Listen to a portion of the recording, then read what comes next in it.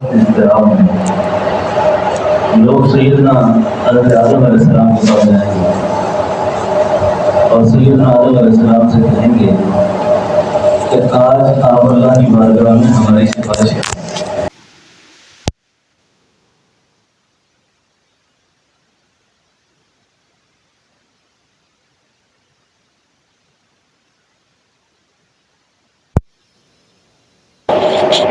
اسی طریقے سے سیدنا ابراہیم علیہ السلام، سیدنا اسماعیل علیہ السلام، سیدنا موسیٰ اور سیدنا عیسیٰ، سارے پیغمبر جب ہاتھ کھڑے کریں گے تو کسی مشر میں جو نمائندے کر رہے ہوں گے نا، ان میں سے ایک وقت تو خیال آئے گا کہ شاید حضرت عیسیٰ علیہ السلام کی پیدائش جو ہے وہ مختلف طریقے سے ہوئی ہے، اور شاید ان کا روحانی مقام اللہ کے یہاں بہت زیادہ ہو۔ ہم عیسیٰ علیہ السلام کے پاس جاتے ہیں تو عیسیٰ علیہ السلام بھی انکار کر دیں گے کہ میں آج تمہارا کچھ نہیں کر سکتا۔ آخر میں یہ وقت جب رسول اللہ صلی اللہ علیہ وسلم کی خدمت میں حاضر ہوتا ہے، آپ سے اپنا مسئلہ عرض کرتا ہے، آپ فرماتے ہیں کہ ہاں میں شفاعت کی درخواست کرتا ہوں، میں شفاعت کی کوشش کرتا ہوں۔ جس وقت آپ اللہ سے بات کرتے ہیں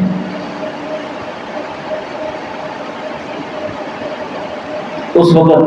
فرمایا جاتا ہے کہ اے محمد صلی اللہ علیہ وسلم، میں آپ کو اپنی تعریف اور اپنی حمد کی کچھ چیزیں الہام کروں گا۔ جب اس تعریف اور اس حمد کے ساتھ تو مجھ سے التجا کرے گا تو تیری دعا قبول ہو جائے گی،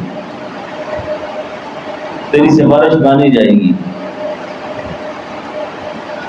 تو اللہ کے حبیب سجدے میں گر جائیں گے۔ تو روایت میں آتا ہے کہ آپ ایک ہفتے تک سجدے میں ہوں گے، اور ایک ہفتے کے بعد اللہ کے حبیب کو فرمایا جائے گا کہ آپ اپنا سر مبارک اٹھائیں، اور آپ کی امت میں جس شخص کے اندر جو کے دانے کے برابر بھی ایمان ہے، میں اللہ نے آج اس کو معاف کر دیا ہے، اس کی مغفرت کر دی ہے۔ یہاں تک کہ آپ کو فرمایا جائے گا کہ جس کے دل میں رائی کے دانے کے برابر بھی ایمان ہے، میں اس کی کوشش کرتا ہوں۔ اب اس درمیان میں جو آپ سے بات کرنا چاہ رہا تھا وہ یہ ہے کہ اللہ کی تعریف کے، اللہ کی توصیف کے، اللہ کی بزرگی کے بارے میں یہ جو فرمایا کہ میں آپ کو الہام کروں گا، اور اللہ کے حبیب نے فرمایا ابھی مجھے پتہ نہیں ہے کہ وہ الفاظ کیا ہیں، ابھی مجھے پتہ نہیں ہے کہ وہ الفاظ کیا ہیں، جسے ہم الحمدللہ رب العالمین کہتے ہیں کہ اللہ کی تعریف ہے، اللہ کی بزرگی ہے۔ اسی طریقے سے فرمایا وہ جو الفاظ ہوں گے نا، وہ بھی اللہ کی تعریف اور اللہ کی حمد پر مشتمل ہوں گے۔ تو آپ کو تحفۃ یہ بات عرض کروں کہ دعا مانگتے وقت یہ الفاظ شامل کر لیں کہ یا اللہ، اس پریشانی کے عالم میں جو الفاظ تو اپنے محبوب کو الہام کرے گا وہ تجھے ہی پتہ ہے وہ کیا ہے۔ اللہ تجھے اس تعریف کا واسطہ، اللہ تجھے اس تعریف کا واسطہ، تو میری اس پریشانی کو دور کر دے، میرے اس معاملے کو حل کر دے، میری اس بیماری کو دور کر دے، میری رکاوٹوں کو ختم کر دے۔ اب اللہ کو پتہ ہے وہ میری تعریف کیا ہے، اور محبوب فرما رہے نہیں پتہ مجھے، لیکن وہ اس وقت الہام کی جائے گی وہ دعا۔ تو یہ بات یاد رہے گی نا۔ اب دعا کا کتنا بڑا خزانہ حاصل کیا کہ ہم اللہ کو اللہ کی اس تعریف کا واسطہ دیں جس تعریف کا وعدہ تو ہوا ہے، ابھی عطا نہیں ہوئی نا۔ تو وہ اس وقت جب امت محشر میں پریشان ہوگی، امت پریشان کھڑی ہوگی، اور اس پریشانی کے عالم میں آپ کو وہ عطیہ دیا جائے گا، پھر آپ اس سے دعا کریں گے۔ ایک بات تو دعا میں یہ عرض کر دی میں نے، اور دوسری بات بھی سن لیں یہ بات میں نے بہت سے اہل اللہ کو پیش کی، انہوں نے کہا یہ بالکل نئی بات ہے کہ آپ جب دعا مانگے نا تو دعا میں یوں کہا کریں اللہ میں آپ کو اس درود کا واسطہ دیتا ہوں جو درود آپ اپنے نبی کو پڑھتے ہیں۔ اب ہمیں پتہ ہے وہ کیا درود ہے، یعنی خود فرمایا تو ہے کہ ان اللہ و ملائکتہ یصلون علی النبی، کہ میں اللہ خود درود پڑھتا ہوں، میرے فرشتے درود پڑھتے ہیں، آپ بھی پڑھو، لیکن ہمیں پتہ نہیں ہے کہ وہ کون سا درود ہے۔ ہمیں نہیں پتہ کہ وہ اس درود کا اور سلام کا صیغہ کون سا ہے اور کیا الفاظ ہوں گے بلند قسم کے جو اللہ اپنے محبوب پر پڑھتے ہوں گے۔ اس لیے ہم قدم قدم پر پریشان ہیں، اس وقت ہمارے حالات ٹھیک نہیں ہیں امت کے اجتماعی طور پر، تو اللہ کو منانے کے لیے کوئی بھی برا ہاتھ لگے اس کو استعمال کرو، کوئی بھی راستہ ملتا ہو کہ اس راستے سے اللہ راضی ہو جائے، تو اللہ کو راضی کرنے کے لیے یہ پاگل پنا ہے، یہ دیوانگی ہے، تو اللہ کو راضی کرنے کے لیے یہ انداز اختیار کیا جائے، یہ انداز اختیار کیا جائے۔ تو اس انداز سے مجھے اللہ سے امید ہے کہ انسان کا دعا مانگنے والے کا جب خود دل ٹھنڈا ہو جائے نا تو اس کا مطلب یہ ہے کہ دعا قبول ہو رہی ہے۔ اچھا، بعض اوقات اللہ رب العالمین کسی شخص کی دعا کو جب قبول کرنے کا ارادہ فرما دیتے ہیں تو اس آدمی کو اسی طرح کی چیزیں الہام کرتے ہیں۔ سن لے اے دوست جب ایام بھلے آتے ہیں، سن لے اے دوست جب ایام بھلے آتے ہیں، وہ اپنے آپ سے ملنے کی گھات خود ہی بتاتے ہیں۔ جب فیصلہ کر لیتے ہیں کہ میں اس کی دعا قبول کروں، اس سے پہلے وہ الفاظ الہام ہونا شروع ہو جاتے ہیں،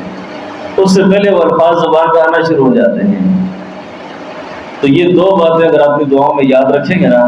تو جو دعا اپنے لیے کریں وہ میرے لیے بھی کریں، میں آپ کے لیے بھی کرتا ہوں۔ اور بڑے مزے کی بات یہ ہے کہ دعا میں بخل نہ ہو کہ آدمی اگر کسی شخص کا نام لے کے دعا کرتا ہے نا اور کہتا ہے یا اللہ یہ جو دعا میں نے کی ہے اس کے ہاتھ میں قبول کر،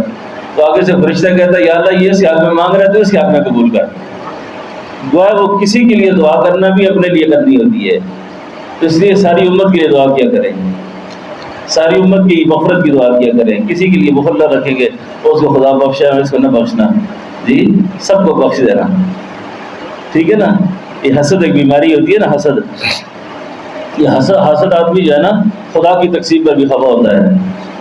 حاسد آدمی جو ہوتا ہے نا اس کو بڑی تکلیف ہوتی ہے، بڑی سخت بیماری ہے یہ دعا بھی نہیں مانگتا کسی کے لیے کہ میں اگر اس کے لیے دعا مانگوں نا کیوں مانگوں اس کے لیے، اور اس کو ذلیل کر اس کو۔ ایک اللہ والے کی خدمت میں نا ایک مرید آیا، اس کو حسد کی بیماری تھی، اس نے کہا حضرت میں بہت زیادہ پریشان ہوں، تو کوئی ایسا عمل وظیفہ ہو کہ جس سے میں کروڑ پتی ہو جاؤں، مجھے کچھ پیسے مل جائیں۔ تو شیخ نے فرمایا وظیفہ تو میرے پاس ہے، کتنے دن آپ کو کرنا پڑے گا، جس دن وظیفہ تیرا مکمل ہوگا نا اس دن تیری جو ضرورت ہے وہ ساری پوری ہو جائے گی، لیکن تیرے پڑھنے کی برکت سے جو تیرا پڑوسی ہے نا، یعنی 1 کروڑ اگر تجھے ملے گا تو 1 کروڑ اس کو بھی ملے گا، یعنی پڑھے گا تو وہ جو بھائی دے رہا ہے نا اس کو بھی ملیں گے ساتھ، لیکن تیرے ساتھ ایک مسئلہ ہو سکتا ہے کہ ہو سکتا ہے کہ آخری دن وظیفہ کرتے کرتے تیری نظر چلی جائے۔ اس نے پیسوں کے بارے میں سوچا تو اس نے کہا پیسے تو بڑے ٹھیک ہیں، لیکن ساتھ اس نے کہا یا اللہ اگر خدا اگر پیسے دے کے میری دونوں آنکھیں لیتا ہے تو جس طرح کو اس کو کروڑ روپے دینا تو 1 آنکھ اللہ اس کی لے لے، 1 اللہ اس کی لے لے 1 میری لے لے، یہ تو کوئی بات نہ ہوئی کہ پیسے بھی وہ لے لے اور آنکھیں بھی مزے سے استعمال کرے وہ، تو بہتر تو یہ ہے کہ اللہ 1 آنکھ میری لے 1 اس کی لے، کیونکہ مفت میں پیسے کھا رہا ہے وہ۔ تو حضرت نے فرمایا دیکھو یہ ہے حسد کا مرض، یہ حسد کا مرض ہے کہ بندہ جو ہے نا اللہ کی تقسیم پر بھی پریشان ہوتا ہے، خفا ہوتا ہے۔ تو اللہ رب العالمین سے آپ بھی دعا کریں، میں بھی دعا کرتا ہوں کہ اللہ پاک ہماری دعاؤں کو قبول کرے۔ ربنا تقبل منا انک انت السمیع العلیم۔